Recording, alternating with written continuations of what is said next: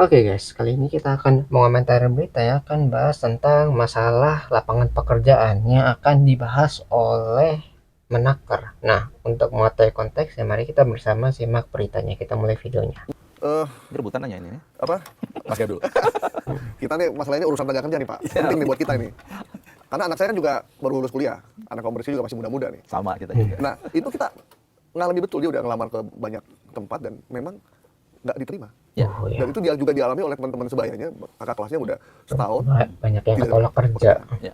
Sekali dia dapat magang. Jadi banyak perusahaan sekarang menerapkan magang Ya, yang magang. dibayar setiap bulan, kontrak selama 6 bulan, ada yang juga setahun, tapi tidak dapat BPJS, tidak dapat segala macam. Jadi masuknya itu magang, dan jumlahnya makin lama ternyata semakin banyak. Ya. Ya, jadi kalau magang tuh kayak sementara, nggak ada, bukan pekerja tetap. Kalau pekerja tetap tuh dapat jaminan-jaminan tadi kan. Kalau tetap tuh udah kontraknya, jaminan kesehatan dan sebagainya gitu. Secara pasti si pekerja itu dapat ya, setiap bulannya dapat dan sampai ke masalah pensiunnya juga. Tapi kalau misalnya yang sementara itu kan hanya, wah ini kamu kontrak dari 1 bulan, berapa bulan atau 1 tahun gitu. Nah, setelah kontraknya habis itu kalau nggak diperbarui ya berarti udah selesai, harus diperbarui setiap kontraknya habis gitu. Jadi ini kayak pekerja sementara gitu ya. Mau magang. Kebanyakan gitu, Pak. Gitu, Pak. Jadi yang pertama, ini kalau kita bedah ya, yang pertama itu adalah mungkin saya ambil dari ujung ya. Kita berusaha sekarang, kita punya platform siap kerja. Saya nggak tahu anaknya Mas Gaib udah lihat belum siap kerja itu. Siap Jadi kerja. siapkerja.kemenaker. Disitulah sebagai hub lowongan kerja se-Indonesia. Gitu ya, siap kerja. Ini sekaligus mungkin saya untuk ini ya. Jangan lupa Ya. siap Siap kerja Ya, di Kemenaker. www.kemenaker.go.id ya. Silakan dilihat di situ. Kami ada unit kerja khusus yang ya hunting di mana ada lowongan kerja, posting ke situ. Dan itu juga sudah ada regulasi sebenarnya. Perpres yang mewajibkan perusahaan kalau dia punya lowongan kerja posting di situ. Dan kita juga tim sekarang mencoba menggabungkan lowongan kerja dari job portal swasta. Let's collaborate. Ya. Udah, ini satu effort yang kita lakukan. Yang kedua, tentu kita juga berharap peluang kerja tadi, Mas Gaib ya, ini sepertinya belum disambut dengan antusiasme ya. Mungkin perlu sosialisasi yang lebih gitu ya. Saya membayangkan ada 80.000 koperasi misalnya. Itu berbasis desa dan kelurahan. Di situ ada mengelola sembako, mengelola obat-obatan. Itu sebenarnya kan kalau orang bisnis melihat, wow, sebenarnya peluang. Nah, itu captive ya. MBG ini juga peluang ya. Jadi ada juga kesiapan dari adik-adik kita, anak-anak kita, anak saya juga sama ini gitu ya. Mereka harus siap juga bekerja seperti ini. Pak Presiden membuka lahan sekian juta hektar gitu ya. Memang tidak ada di Jakarta. Nah, ini mungkin kalau Mas Gaib berharapnya anaknya dekat rumah ya agak susah juga gitu ya. Nah, dan yang terakhir skill. Nah, ini menurut saya penting juga gitu ya. Sekarang perusahaan itu juga mungkin mencari skill yang tidak hanya satu skill gitu ya. 2, 3 gitu ya. Kamu lulusan apa? Matematik. Kamu ngerti IT nggak gitu ya. Nah, begitu kan. Kamu lulusan apa? Oh enggak gitu ya. Nah, ini penting ya. Jadi saya berharap semua ini ya menjadi suatu kesatuan ya, tapi tetap ya apa yang dilakukan pemerintah kita ingin memberikan yang terbaik. Anaknya Pak Menteri dari kerja juga loh, keren loh. Jadi kita merasa saya sekata ini. Ada anak, ada ponakan. Nah mungkin ini nggak ketemu nih Mas Pak Menteri. Tadi kan Pak Menteri menyampaikan multitasking Pak ya sekarang yang dibutuhkan. Multikompetensi. Multikompetensi gitu ya. Sementara kalau anak sekarang kan pengennya satu kompetensi ya udah itu. Ya. Sementara lapangan kerjanya butuhnya yang multikompetensi gitu. Dan juga jangan lupa saya malah mendorong luar negeri ya. Besar. Kemarin datang dari Korea Selatan. Kami butuh banyak kata dia, Jepang butuh banyak. Nah, jadi salah satu lesson learn-nya adalah mulai bahasa dari sekarang. Peluang itu besar. Secara skill kemampuan Ya, jadi nggak cuma di Indonesia saja. Misalnya di Indonesia sulit nih nyari lapangan pekerjaan, maka solusinya tadi yang keluar misalnya ke Jepang ataupun ke Korea. Karena di Jepang sama Korea kan sedang ada penurunan populasi. Ya, jadi mereka tuh karena populasinya rendah ya, maksudnya untuk bayinya di sana itu sangat sedikit, sehingga lapangan pekerjaan tuh membutuhkan banyak pekerja. Sedangkan pemuda di sana tuh nggak ada gitu ya. Jadi butuh tenaga kerja, tapi tenaga kerjanya nggak ada, makanya harus mengimpor dari negara lain. Salah satunya dari Indonesia.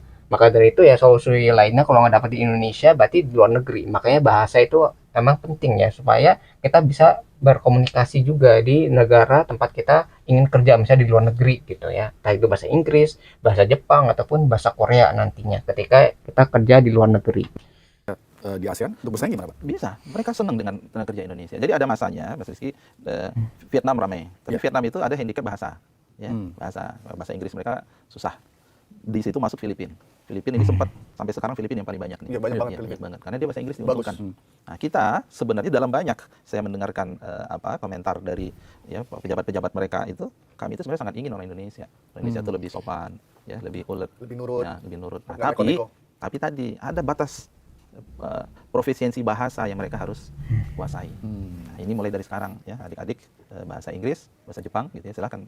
Menurut saya itu penting gitu. Di waktu musim haji aja Pak ya, justru yang banyak kerja itu adalah orang Filipina, Filipina. ya. Jadi di hotel-hotel itu banyak yang menyajikan kita segala macam itu banyak orang Filipina karena memang kemampuan bahasa Inggrisnya bagus sekali mereka. Nah, sini juga saya berharap mungkin tadi SMK Diploma Institusi Pendidikan juga mungkin sudah saatnya juga. Ya, bahasa itu mungkin satu wajib lah. Jadi dari penjelasan Pak Bahasa Menteri ini kita bisa ambil kesimpulan bahwa urusan ketenagakerjaan itu nggak bisa hanya dibebankan pada satu Satu kementerian. kementerian. Iya. Ini banyak banget yang harus Jadi masalah bahasa juga penting ya, karena ketika tahu bahasa internasional berarti kita mampu bersaing juga di tingkat yang internasional juga. Karena kita nggak terbatas sekarang, dunia itu nggak secara tertutup, misalnya satu negara itu saja, tapi kan kita punya kerjasama yang luas gitu dengan negara-negara lain. Maka dari itu kemampuan bahasa itu sangat penting untuk dipunyai oleh orang-orang tadi yang ingin bersaing di tingkat internasional. Entah itu bahasa asing ya, kayak bahasa Inggris, bahasa Arab, bahasa Jepang, ataupun bahasa Korea. Makanya kalau yang masih dalam fase pembelajaran, sekalian juga nih belajar dari awal, supaya ketika udah lulus kerja itu memiliki kesempatan yang lebih luas gitu. Nggak cuma di Indonesia, tapi di tingkat internasional juga.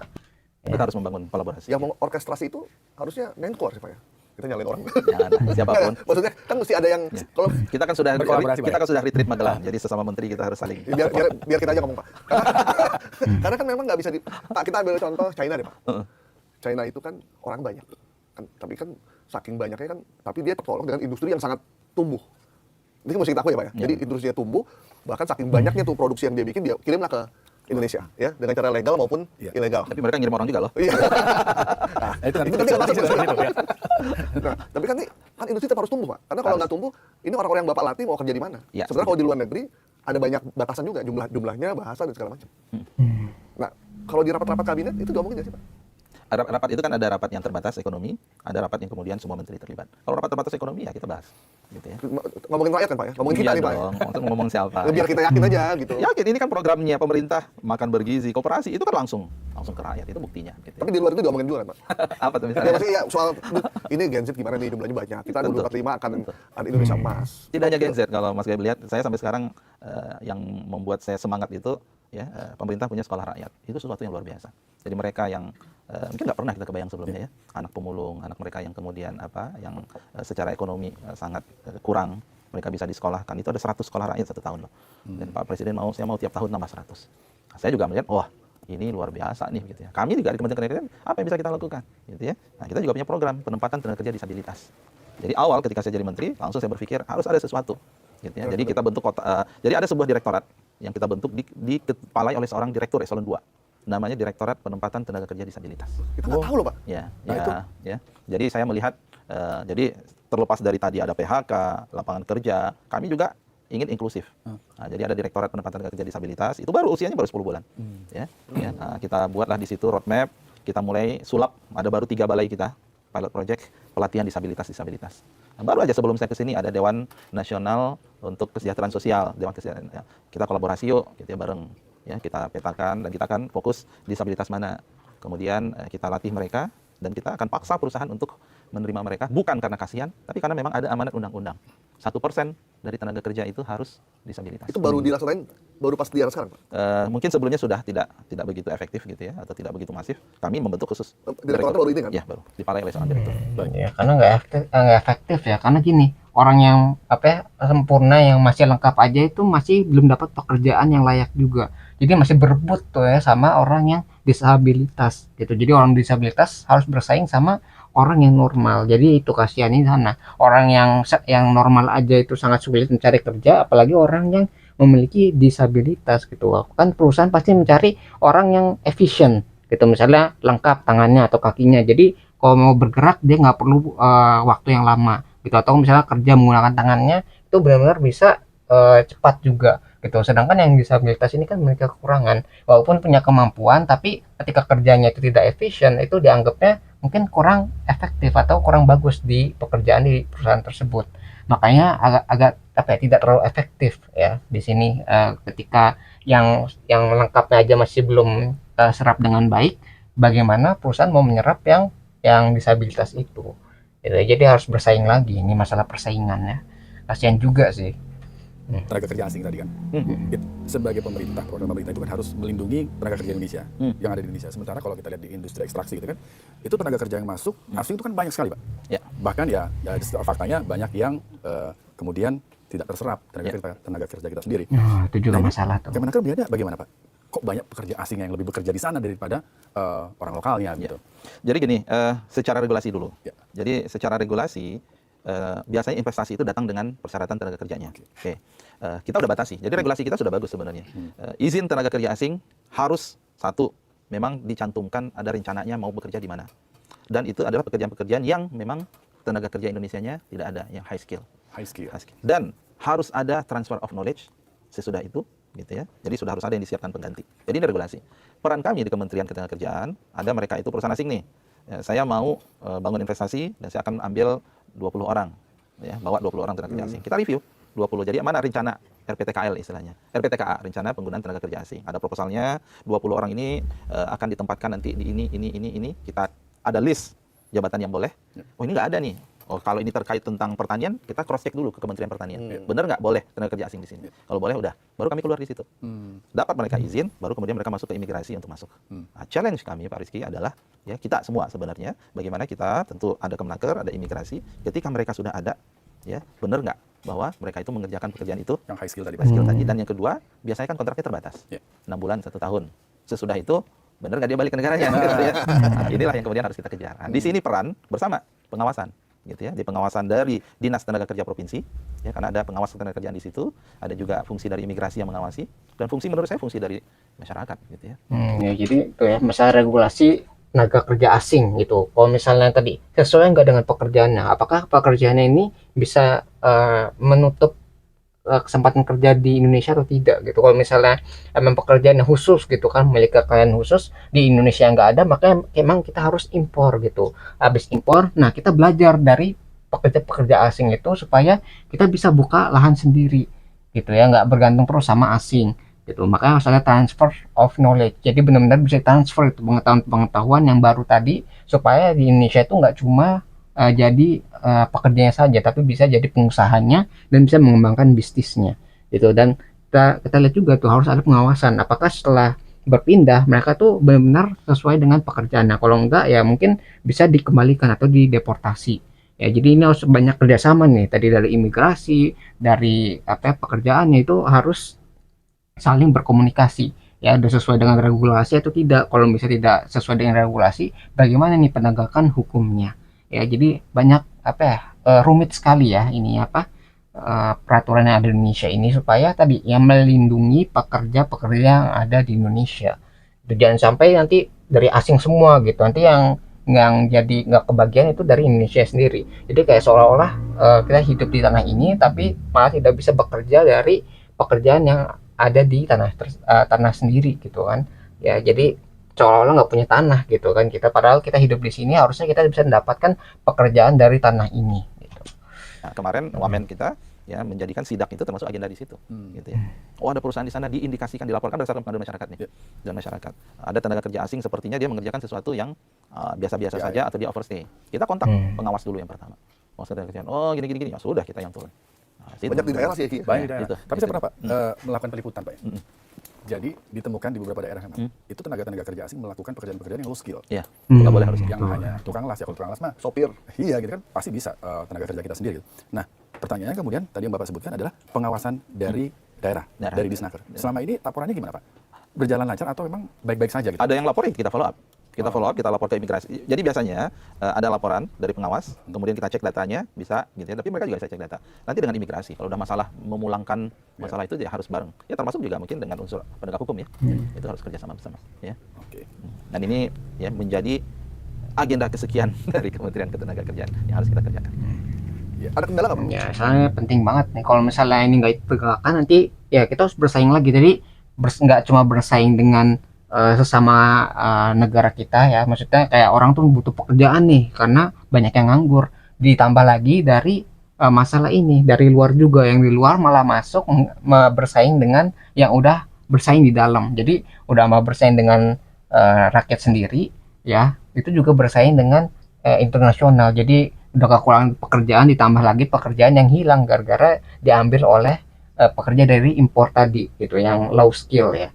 Kalau misalnya yang low skill, kenapa nggak ngambil dari Indonesia saja yang dekat gitu, supaya menyerap penganggur tadi gitu, supaya bisa bekerja dan menjadi produktif gitu. Kalau udah produktif kan ada peningkatan ekonomi juga kan bagi itu apa, keluarga-keluarga tadi yang bekerja di perusahaan-perusahaan yang setelah dibangun. Pak Yasserli ini kalau saya tanya sama beberapa pengusaha ketemu, Gitu. Baik-baik lah ya. dari tampilannya meyakinkan, cara bicaranya akademik. Jadi secara buat investor juga ngeliatnya juga adem, Pak. Nggak meledak-meledak. Maksudnya dari sisi modalnya udah dapet nih, Pak. Dan ternyata memang terbukti yang tadi disabilitas kita malah nggak tahu sama sekali ya, baru 10 bulan dan kita tanggapan dari teman-teman pengusaha sih positif, Pak, sebenarnya dengan situasi yang sekarang, apalagi Teman-teman buruh juga ya. teman-teman buruh juga gitu, Ya. gejolak Harus, juga. dua-duanya harus ini seimbang. Nah, tapi mereka juga ada keluhan dikit, Pak, soal produktivitas. Ini kita pekerja Ya. kita, dan itu sebenarnya Pak Yasir beberapa kali saya lihat di YouTube dan lain-lain itu juga bicara soal Ya. produktivitas. Ya. Gimana Bapak melihat daya saing kita terkait dengan produktivitas itu? Ya, produktivitas itu ada faktor dari orangnya, itu skillnya. Ada faktor karena teknologinya. Jadi ada perusahaan yang kemudian dia udah berdiri 20 tahun yang lalu, mesinnya udah tua, datang perusahaan tekstil yang baru, ya kalah lah gitu ya. Ini ada faktor mesin. Ada faktor manajemen, nah, ada faktor produk. Ada istilahnya 4P itu. Manajemen policy ya. People, product, process, policy. Gitu ya. Yang bisa kita lakukan, people itu lebih dominan kami. Ya, kita pelatihan-pelatihan. Bulan ini kita melatih hampir 1.000 orang. Dari teman-teman buruh, pengusaha, menjadi ahli analis produktivitas. Analis atau ahli produktivitas. Ini dulu nih.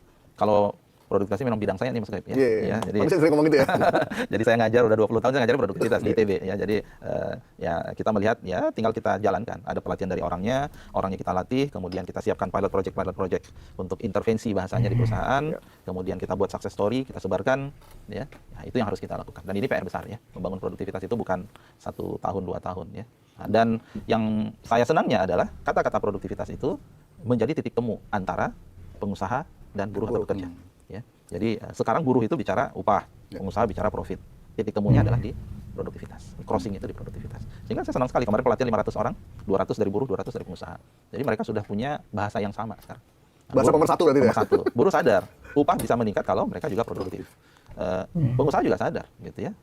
Profit itu hanya bisa diperoleh dengan produktivitas. Dan produktivitas itu mereka juga harus bisa merangkul buruh. Kalau mereka mau naik upahnya ya produktivitas harus ditingkatkan Harus kan? ditingkatkan. Pak, Ya, jadi kayak gitu. Kalau misalnya tadi kalau produktivitasnya nggak naik, ya jadi kan masalah di keduanya. Karena ketika buruh minta kenaikan upah, berarti kan biaya tadi ditanggung oleh pengusaha tadi atau perusahaan. Kalau misalnya perusahaan yang nggak mampu untuk mengakomodasi upah tadi, ya bangkrut jadinya. Kalau udah bangkrut tutup, ya semuanya bakal kena. Sedangkan kalau misalnya nggak dinaikkan upahnya, nanti ya nggak sejahtera ya tadi para pekerjanya. Jadi ini harus diselesaikan di jalan tengah tadi, yaitu produktivitas. Semakin besar produktivitas, maka makin untung perusahaan. Ketika perusahaan makin untung, banyak dana yang bisa dialokasikan untuk upah gitu. Jadi ketika produktivitas itu naik, itu bisa dinaikkan upahnya juga gitu, beriringan dengan produktivitas sama upah ya. Kalau misalnya produktivitas naik, upah juga bisa naik. Nah, makanya dengan menaikkan produktivitas itu banyak caranya tadi kan, dengan people-nya, dengan orangnya, skill-nya dinaikkan sehingga lebih efisien dalam kerjanya, atau teknologinya diperbarui sehingga yang awal mungkin bisa produksi 1.000 bisa ditingkatkan jadi 2.000, itu kan jadi 2 kali lipat gitu. Ya itu juga bisa dari teknologinya, dari manajemennya. Ya manajemennya itu tadi bagaimana organisasinya itu bekerja ya, dari satu sektor ke sektor lainnya itu bisa efisien ya, jadi nggak ada keterlambatan, nggak ada masalah komunikasi dan sebagainya, sehingga satu titik ke titik yang lainnya itu bisa menjadi lebih efisien. Jadi bisa ditingkatkan tuh. Jadi walaupun dalam teknologi dan orang-orang yang kompeten, manajemen juga itu termasuk ke dalam bisa peningkatan atau efisiensi perusahaan, sehingga kok lebih efisien manajemennya itu juga bisa meningkatkan produktivitas. Yaitu banyak halnya sama nih peningkatan produknya juga. Terakhir yang masalah produk itu, kalau kualitasnya semakin bagus, harga semakin mahal, maka keuntungan akan meningkat, produktivitas meningkat. Jadi orangnya, teknologinya, manajemennya, sama produk yang dihasilkan. Kalau misalnya semuanya bisa ditingkatkan, harusnya kita bisa mensejahterakan orang-orang yang ada atau enggak bekerja di tempat itu. Karena produktivitas tinggi, maka keuntungan tinggi, maka ada dana yang bisa dialokasikan untuk upah tadi ya, upah yang jadi tinggi juga karena sesuai dengan produktivitas yang dihasilkan. Ya, jadi itu salah satu cara untuk mensejahterakan rakyat ya. Ya, dengan cara tadi 4 tadi ya, tentang orang, manajemen, teknologi, sama produknya. Ya, itu yang mungkin yang bisa kita pelajari dari diskusi ini ya. Nah, kalau kalian tertarik dengan sumber beritanya atau sumber videonya, link sudah saya cantumkan di deskripsi video. Nah, mungkin sekian yang bisa saya sampaikan. Semoga video bisa bermanfaat. Kurang lebih yang mohon maaf. Kita ketemu lagi di pembahasan selanjutnya, insya Allah.